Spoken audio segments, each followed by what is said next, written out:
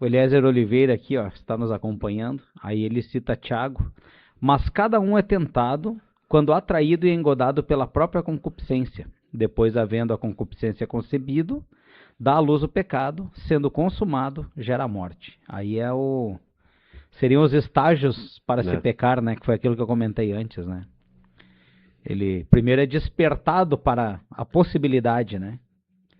Aí ele vai mentalizando aquilo em sua própria cabeça, né, em seu coração, e aquilo toma conta do seu entendimento e ele acaba realmente consumando. Então, eu vejo aí, Diego, que são pelo menos umas 3 etapas aí para que o pecado realmente se concretize, né?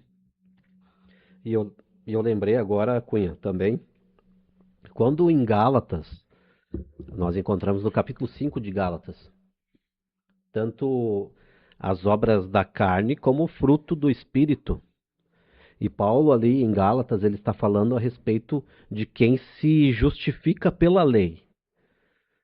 E Paulo afirma que a gente entende isso pelo contexto. Deixa eu pegar a Bíblia para mim ter mais base, né, naquilo que eu vou dizer. Enquanto tu vai folhando aí, o Eliezer também diz assim, ó, passando na corrida para dar um alô, Salve. um salve. Aqui vos fala um grande pecador carente da graça. Amém, é nóis. Tamo junto, Eliezer. Tamo junto. É todo mundo na mesma situação. E se alguém julga-se não ser um pecador, precisa rever seus conceitos, né? Porque, como nós estamos enfatizando bastante aqui, todos nós, né? Todos. De Adão para cá não escapou nenhum, né? É. Nenhum escapou. Nem homem, nem mulher, né?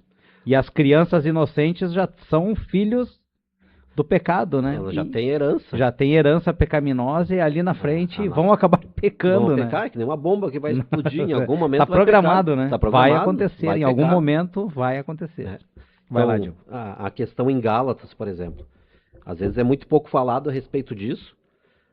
Paulo, em Gálatas, está falando a respeito de falsos mestres que começaram a ensinar uma justificação pelas obras ou pela lei, da lei mosaica, de determinados rituais ou leis cerimoniais, se é que a gente pode falar dessa forma, que elas foram consumadas em Cristo Jesus e que nós não temos mais a necessidade delas. Mas só que Paulo está falando mais não no sentido tanto do cumprimento das coisas, mas sim daqueles que se justificam por acreditar nas suas próprias obras. Se justificam por essa lei, né? E aí tem essa questão que é que está muito relacionada, em que aquele que acredita na sua própria justiça é um tipo de orgulho e ele vai cair. Aquele que acredita que ele é autossuficiente, que as suas obras são boas. Tanto que no contexto de Gálatas 5, ali fala, por exemplo, andai em espírito, Gálatas 5,16, andai em espírito e não cumprireis a cobiça da carne, concupiscência. Porque a carne cobiça contra o espírito e o espírito contra a carne. E este opõe-se um ao outro, para que não façais o que quereis.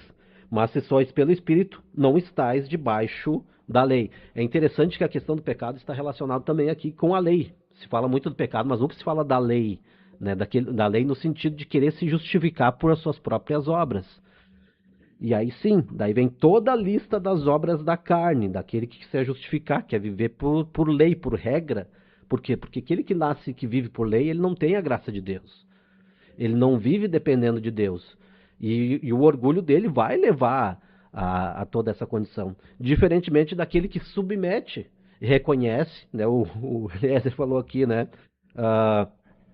A questão de ser dependente, né, da graça de Deus é justamente isso, é reconhecer a sua condição e dizer, ó Senhor, eu preciso de Ti. E andar em espírito.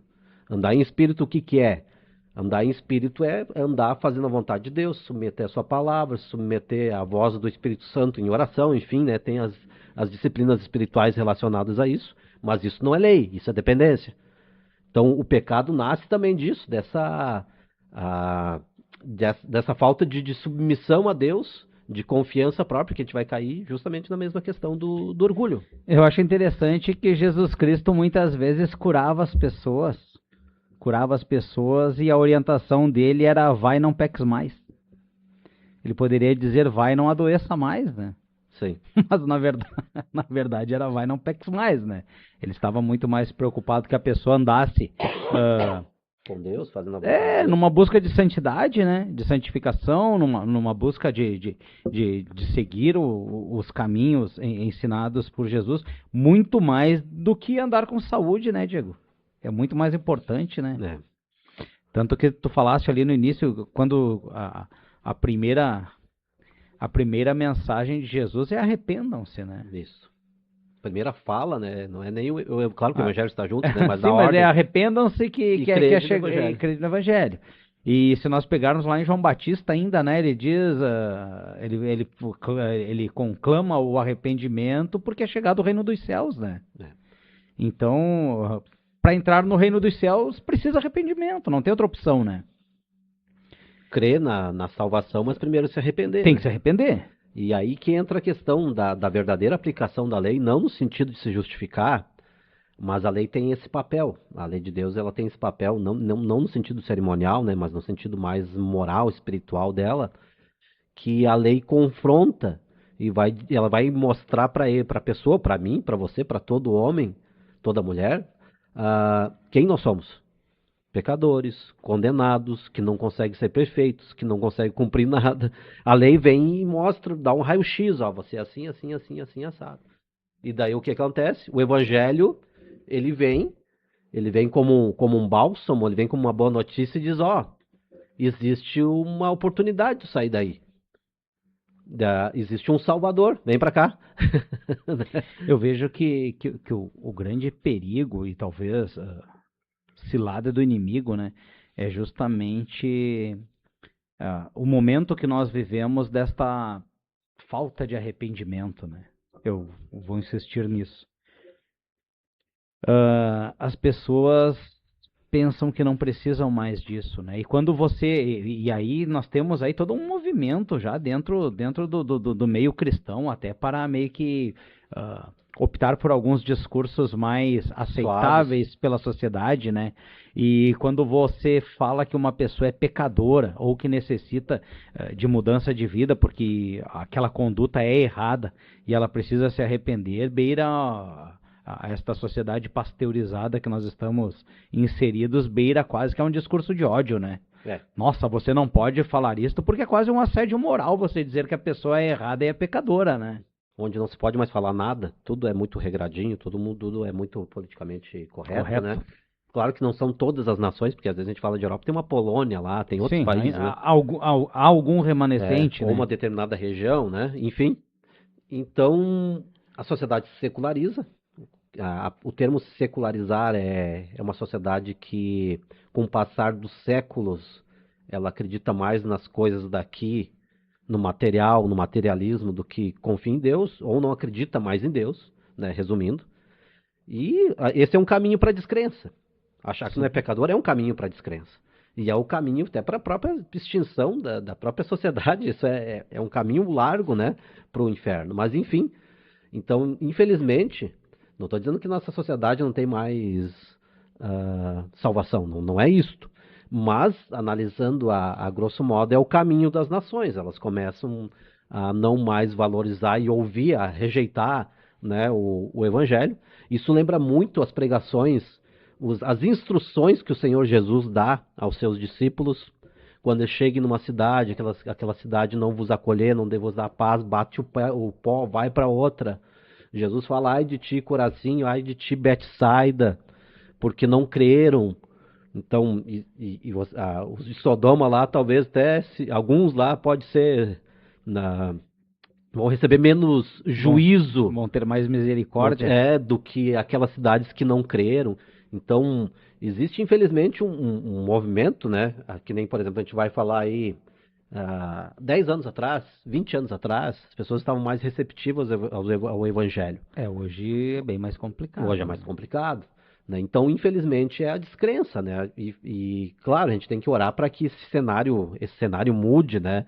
Eu estou só com aonde o evangelho nasceu, por onde ele andou. Aonde ele andou, hoje, em muitos lugares, não existe mais cristianismo praticamente. secularizaram, trocaram de religião, enfim, né? E onde ele chega, ele causa um avivamento. Então eu entendo que uma hora o evangelho vai passar daqui, né? E a gente é uma geração ainda que tem a oportunidade de vivê-lo. É que se nós observarmos historicamente, né, esse movimento aí, você vai pegar lá no início, né, Diego, no início. Você vai pegar ele se espalhando lá de Jerusalém adiante, né, e vai se estendendo pelo Sim. Império Romano e vai para a Europa e vai para a parte da África, né, mais Etiópia e tal, né, e acaba que da Europa vem para a América e da se América distribui. vai para a África, mas isso aí, nós observando agora, a Europa já esfriou-se, né? Sim. Nós tínhamos aí uma Inglaterra quase que toda cristã, né? Avivada. Em um período, né? Hoje já é uma Inglaterra quase que islâmica, né? Uhum. E nós temos uma França, uma Bélgica aí que Da o mesma cristianismo já foi, né?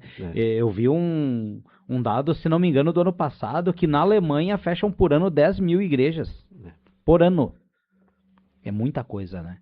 Ainda que a boa notícia, nós falamos a respeito de avivamento aqui na igreja no sábado, né? Isso. No nosso retiro de obreiros. E realmente a gente entende que nós não estamos num avivamento como esses avivamentos. Mas, ao mesmo tempo, nós percebemos que ainda nós estamos numa boa situação. Temos uma certa liberdade, apesar de já iniciar determinadas perseguições. Já temos algumas restrições, né? Mas tempo atrás, se eu não me engano, não me lembro qual revista pegou um dado do IBGE, que as igrejas no Brasil aumentaram muito. Às vezes as pessoas dizem assim, mas aquela igreja porque é tudo igreja de porão, porque é igreja de As igrejinhas pequenas, né? E aí eu ouvi Tipo a nossa, assim. Eu ouvi o doutor Tassos de Curgo, Sim. dizendo, graças a Deus, essas igrejas pequenas, essas igrejas de porão, é o que segura a nossa civilização contra uma religião mais poderosa lá do Oriente Médio. É verdade. Né? Então nós ainda estamos abrindo igrejas, trabalhos, e glória a Deus por isso. Né? Mas em algum momento, talvez, como aconteceu em outros lugares, a tendência é se esfriar e o evangelho vai. Eu entendo isso como um testemunho. Existe o testemunho que passou pelas nações. Sim. O Egito